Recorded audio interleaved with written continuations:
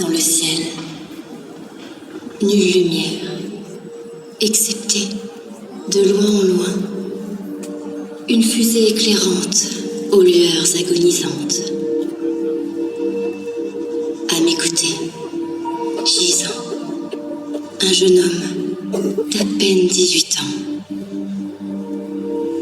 Malgré le froid, j'épongeais son front, perlé d'une sueur de douleur.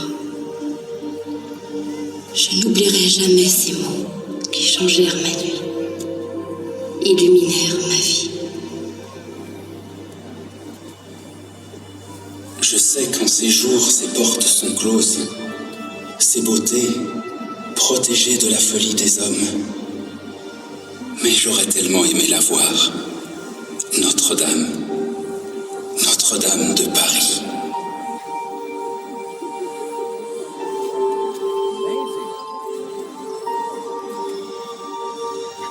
Elle est plongée dans la pénombre, elle qui est lumière.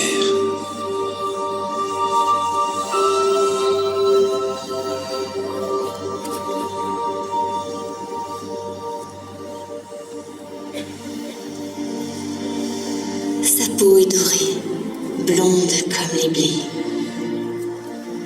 Elle est belle, la première saluée par le soleil sur l'île de la Cité.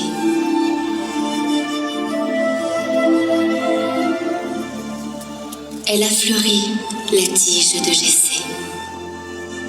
En son sein, un fruit béni efface un autre fruit, occasion de la chute originelle. En son sein, un fruit qui restaure ce qui a été brisé.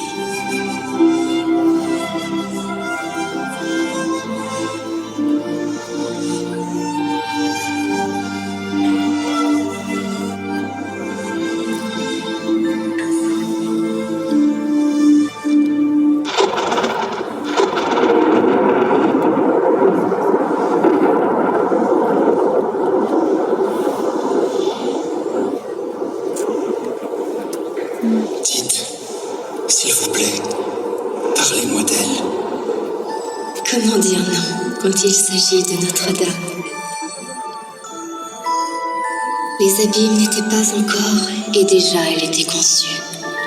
La Vierge Mère, trône de la sagesse. Elle paraît si loin les premières heures, la paille protégeant les ébauches d'élévation. Un humble chaume pour la nouvelle Ève et le Fils de l'homme, la pierre d'angle.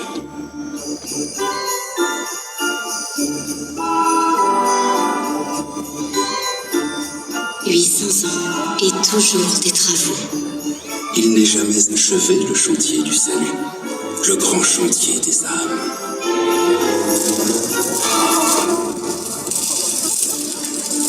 Altérée, dégradée mais toujours restaurée, Notre-Dame offre au premier regard sa façade harmonique. Si sa verticalité interpelle l'âme, sa dentelle de sculpture fascine. Elle raconte l'accomplissement d'une longue lignée royale, le salut dans l'histoire des hommes, par la grâce d'une seule. Regina Coeli, Notre-Dame. Sa gloire est célébrée par un cœur immense, soufflant à pleine puissance par ses bouches de métal son hymne vers les cieux.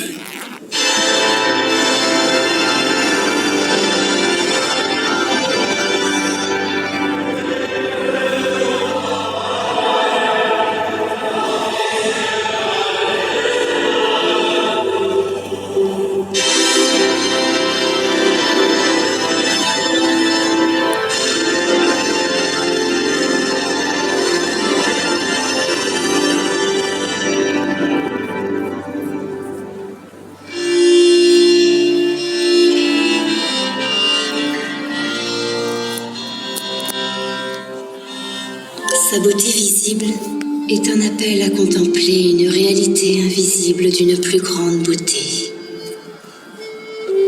Depuis des siècles, en son cœur minéral, une chose ne change pas. Sa lumière intérieure. Une fragile lueur, veilleuse d'une mystérieuse présence. Une flamme accompagnée par des milliers d'autres. Flamèches incertaines pour une foi vacillante, laissées dans le sanctuaire pour suppléer les prières tout juste murmurées.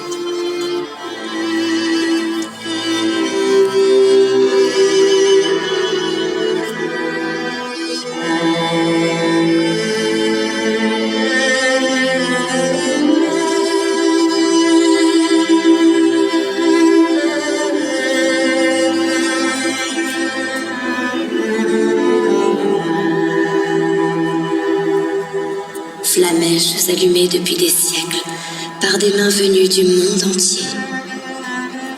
Des mains de passage, éprises de beauté. Des mains incrédules, des mains souffrantes. Des mains abîmées mais brillantes. Des mains mendiantes ou reconnaissantes. Je voudrais moi aussi déposer une bougie, comme le premier hommage, celui des plus pauvres, des humbles bergers, dans la première cathédrale d'humilité. Nous irons ensemble et nous prierons pour la paix, à l'appel des cloches de la tour nord.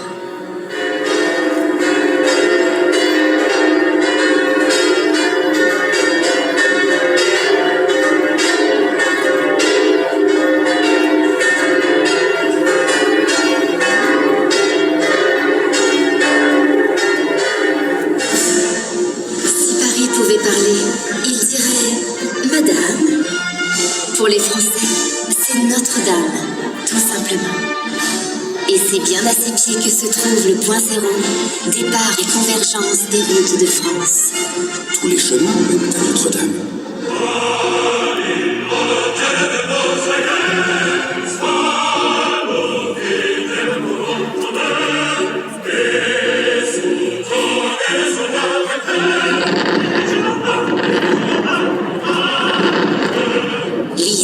Abeilles, aigles ou cocardes, tous les régimes ont tenu à utiliser le vénérable édifice pour leur terrestre solennité.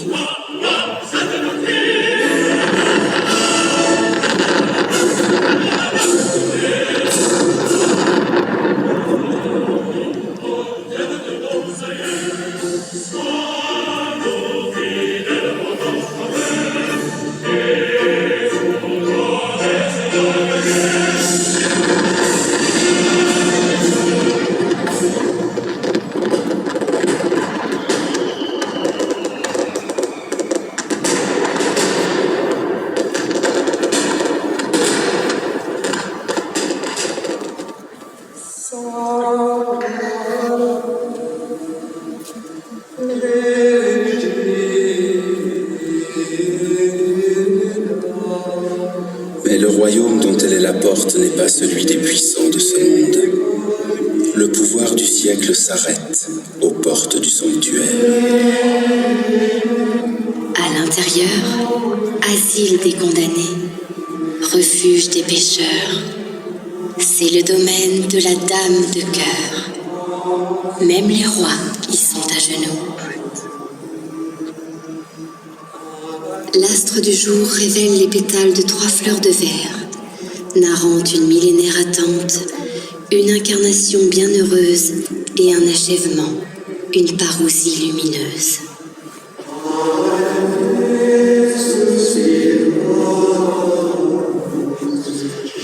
En ce XIIIe siècle, siècle de Saint-Louis, siècle de chevalerie, de courtoisie, 3 roses. En hommage à la Vierge Marie, l'éternel féminin. 3 rosaces pour l'étoile du matin, porte du ciel, arche d'alliance, vase d'honneur, rose mystique.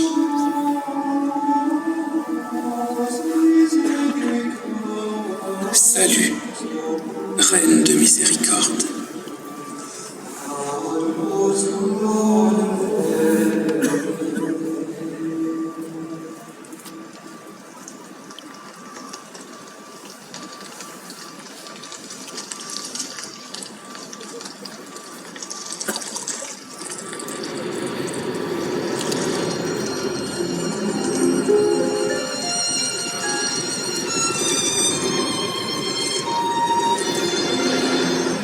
Pour cet écrin merveilleux, la nature a donné aux hommes ses plus belles œuvres. À la scène, le soin de sculpter le piédestal patiemment, donnant l'île de la cité et la voie d'eau nécessaire au transport des matériaux.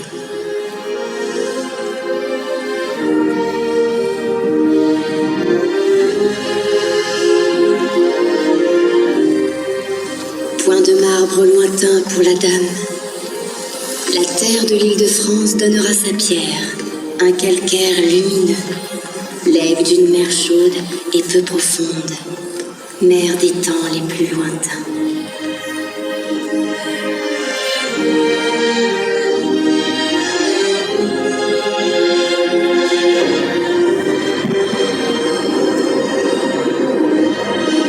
La coiffe, c'est une forêt, tirée des bois nobles et lumineux.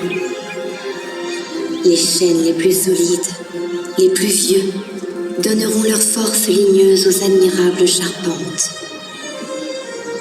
Les plus beaux seront, bien plus tard, utilisés pour le cœur et ses stalles.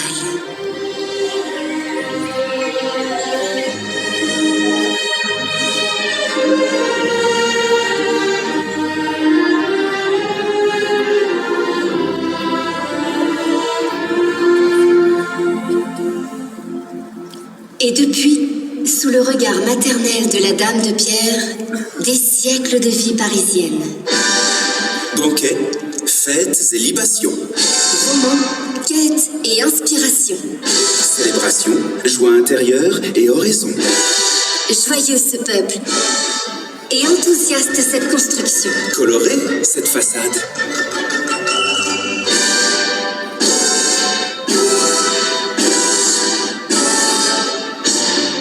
Maison de Dieu avant tout, maison du peuple assurément.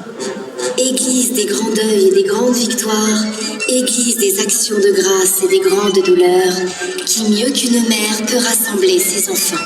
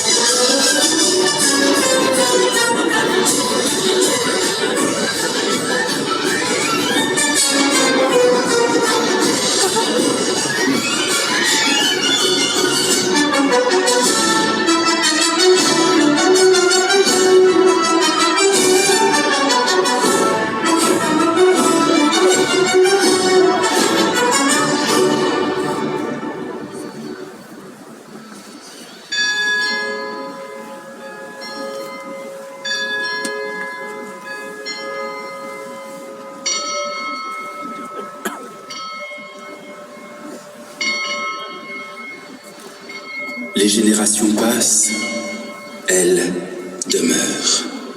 Quel est le secret de sa jeunesse? Elle provient d'un équilibre merveilleux.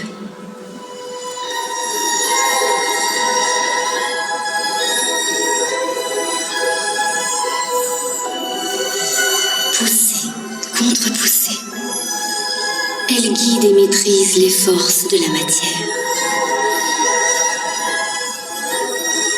En elle, l'élévation s'appuie sur l'attraction. La grâce sublime la gravité. Nul combat intérieur, nulle pesanteur dans le sanctuaire. À l'extérieur est rejeté le combat titanesque.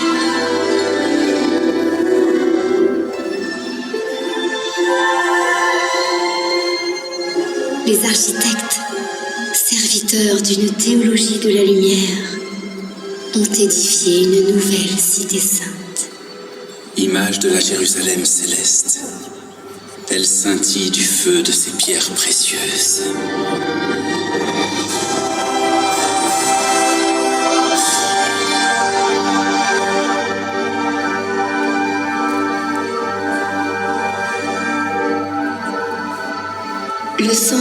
allégorie est inscrite dans la pierre. Sa robe est un rébus de nombres et de géométrie. Ainsi l'ont voulu ces évêques bâtisseurs, Maurice puis Eudes de Sully.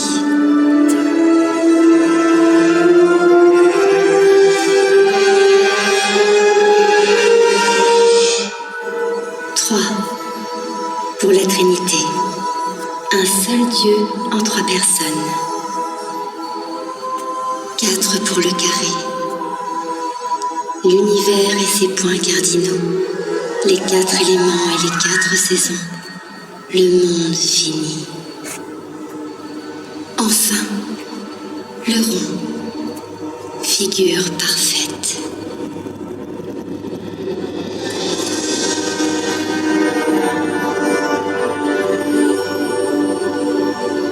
L'infini,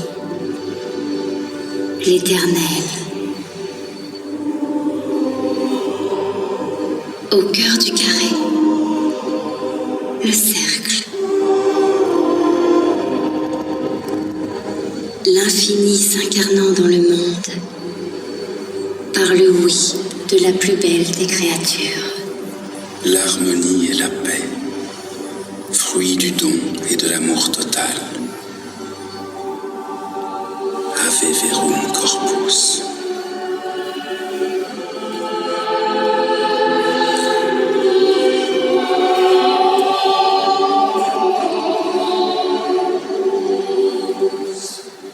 Ce furent là ses derniers mots. Le reste, je le lus sur son visage. Les arts et les beautés visibles s'effacent. Le premier ostensoir le guide vers le secret et l'âme du monument, vers le Saint des Saints, vers celui qui est de tout temps.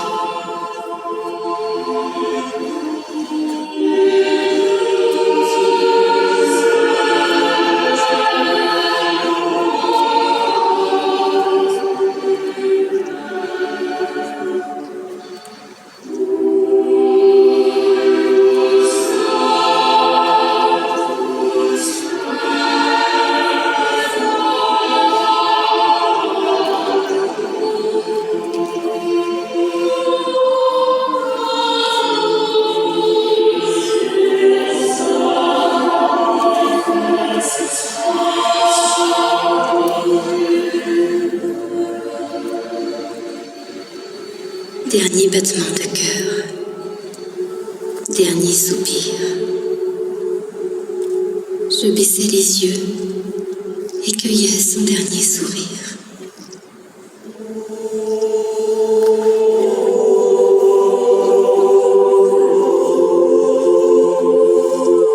La souffrance quitta ses traits.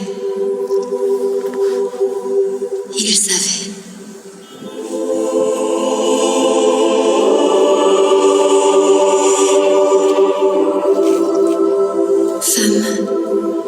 Voici ton fils. Fils, voici ta mère.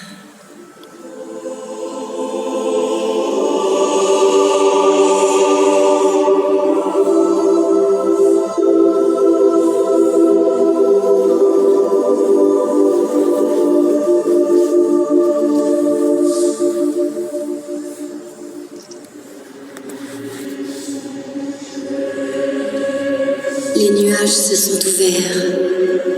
Une étoile apparut.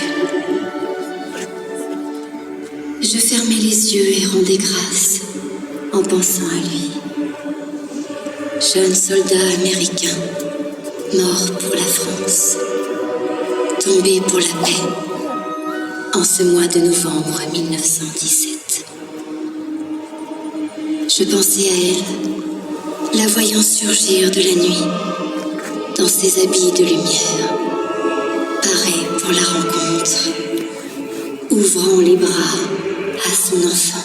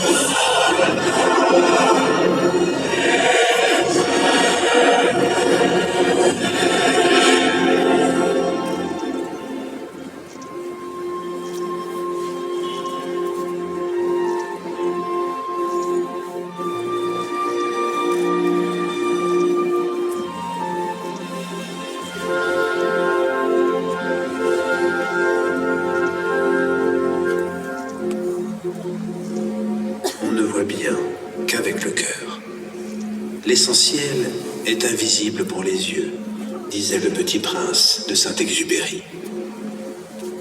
Salut, porte du ciel. Salut, dame de cœur.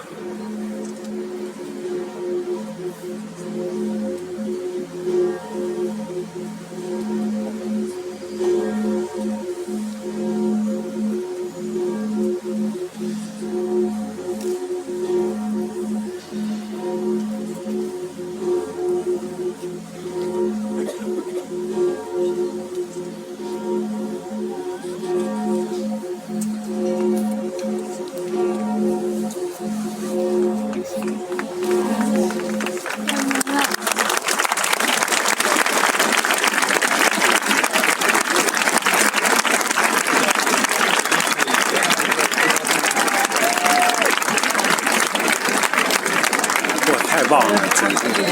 他那个门打开，然后门打开。你还望呀？看这里，看这里。现在也厉不累呀？我们要进去吗？进去。